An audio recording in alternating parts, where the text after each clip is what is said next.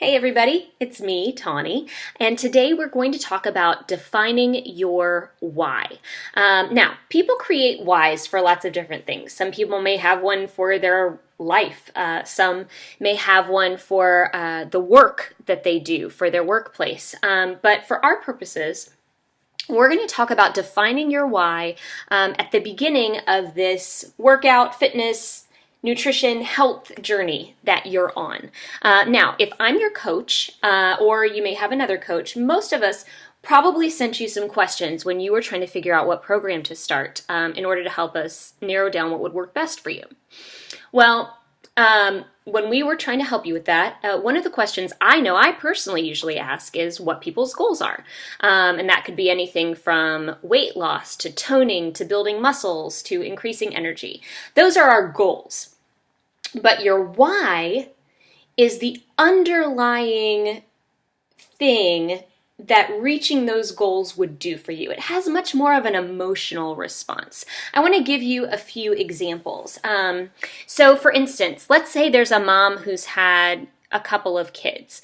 Well, her goal may be losing 20 pounds, but her why may be reclaiming how I used to feel about myself as a woman. Wanting to be able to wear clothes and feel good in them, wanting to feel attractive for my husband, and more importantly, for myself. That is that mom's why. It's so much more than just losing 20 pounds. She's trying to regain something that she feels that she's lost. Let's say there was someone in a workplace who had to do manual labor, and he or she wasn't as strong as they would like to be, and they weren't able to do the same amount of work that other people were doing. And they said, I need to start a weights program. I need to bulk up a little bit because I need to increase my productivity at work, to do better in my job and, potentially get raises and make more money. Well, that is their driving force. It's not just about, I want my biceps to be this amount of inches instead of this amount of inches. They want to be stronger so that they can improve in their workplace. Increased energy, being able to play more with your kids, or, work more, or I don't know, stay out on the dance floor with your friends at night. Those are all of our whys. They touch something in our hearts. They drive us forward when we're just not feeling it. Because here's the thing. Challenge groups are awesome. The accountability is awesome. Knowing there's a bunch of people who are going through what you're going through, who are struggling some days, who are trying to clean up their nutrition, who are trying to relearn a way to do things is fantastic, and it is incredibly motivating. However, at the end of the day, this group of people cannot lace up those workout shoes for you. They cannot press play on a DVD. They cannot inspire you when you get home from a long day of work to press play at 8 o'clock at night, or to wake up at 4 o'clock in the morning to get it done. But if you know there's something important enough in your life that you're willing to make those sacrifices and do the work that you need to do, something that really pushes you, then you're going to be able to push through and get it done.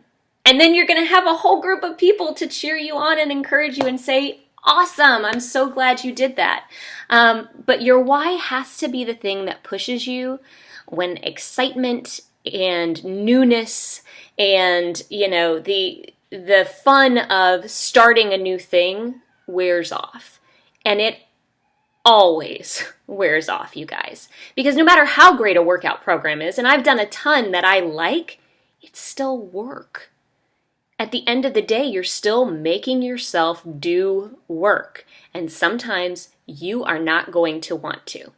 So defining your why is going to help you find a way to keep doing the work when you are out of steam. So think about it. Write it down. What's your why? What would meeting your fitness and health and nutrition goals do to improve your life? Way beyond trying to get into a bathing suit or a smaller size of jean.